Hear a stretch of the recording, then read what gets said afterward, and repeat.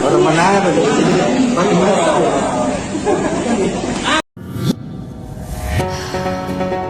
Beredar viral di media sosial seorang wanita yang mengenakan jilbab hitam diamankan oleh pihak keamanan. Petugas keamanan kampus Universitas Hasanuddin, Jalan Perintis Kemerdekaan Makassar mengamankan penipu berkedok mahasiswa Unhas. Pelaku diduga membawa kabur beberapa barang berharga milik mahasiswi lainnya.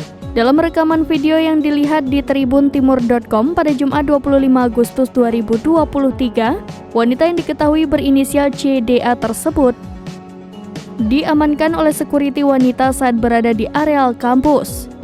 CDA hanya bisa pasrah saat digelandang petugas keamanan kampus. Ia tertunduk dan berusaha menyembunyikan wajahnya. Kepala Biro Komunikasi dan Humas Universitas Hasanuddin Makassar, Ahmad Bahar membenarkan adanya kejadian itu.